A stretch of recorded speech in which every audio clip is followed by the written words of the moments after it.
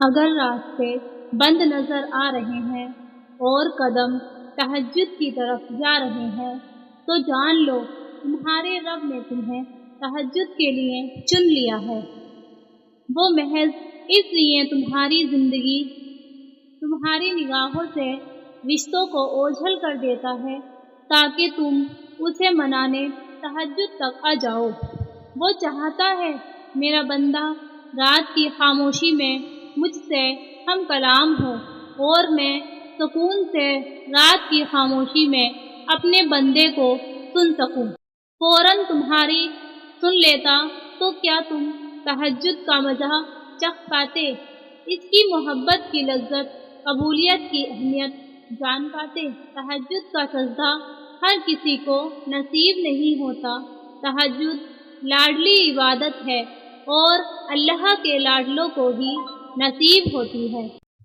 تہجد میں مانگی ہوئی دعا رد ہو جائے یہ تو سراسر ناممکن بات ہے۔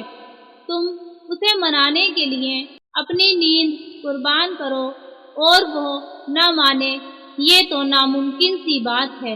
تہجد کی نماز اللہ نے بنائی ہی قبولیت کے لیے ہے۔ اگر کوئی دعا تمہیں تہجد تک لے آئی ہے تو جان لو تمہاری دعاؤں کی قبولیت ہو چکی ہے۔ جو دعا تم تہجد میں مانگ رہے ہو نا، حقیقت میں تو وہ دعا کب کی قبول ہو چکی ہے۔ وہ دیر فقط اس لیے کر رہا ہے تاکہ تمہارا اس سے دعا کا رشتہ برقرار رہ سکے۔ تہجد کی نماز موضوع کا ذریعہ ہے۔ جب تمہیں سارے راستے بند نظر آتے ہیں تب بھی وہ ایک راستہ کھولے رکھتا ہے، وہ ہے تہجد کا راستہ۔ تہجد تمہیں اللہ کے قریب کرنے کا ذریعہ ہے۔ تہجد تو اللہ کو حال دل سنانے کا بہترین ذریعہ ہے۔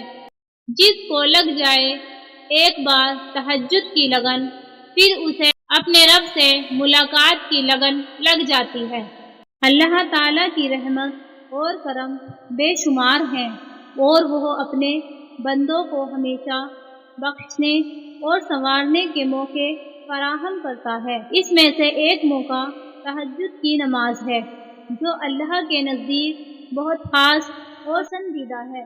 تہجد کی نماز رات کے آخری حصے میں ادا کی جاتی ہے جب دنیا سو رہی ہوتی ہے اور دلوں میں سکون ہوتا ہے۔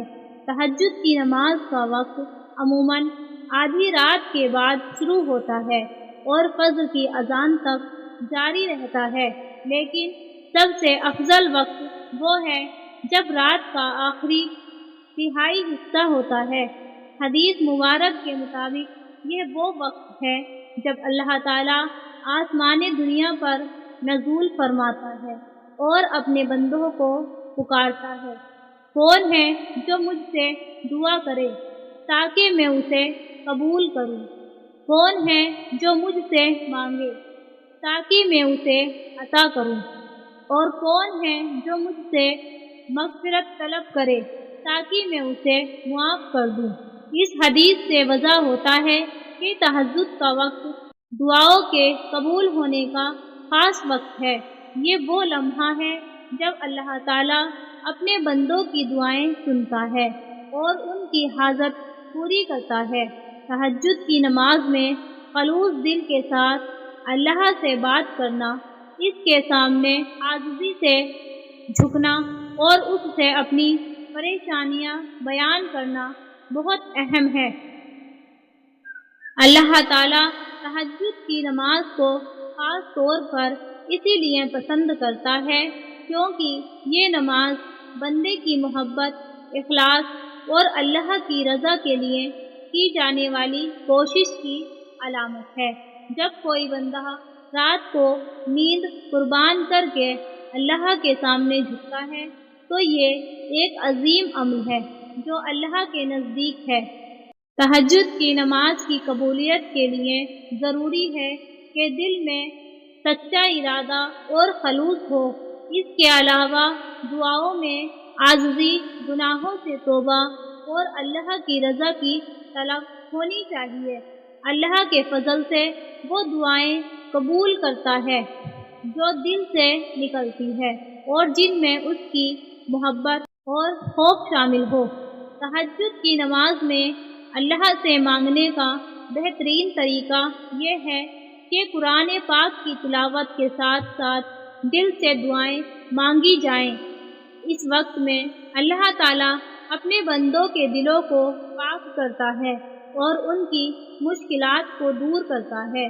آخر میں یہ بات ذہن میں رکھنی چاہیے کہ اللہ تعالیٰ ہر وقت اپنے بندوں کی دعائیں سنتا ہے، لیکن تہجد کے وقت اس کی رحمت خاص طور پر نازل ہوتی ہے۔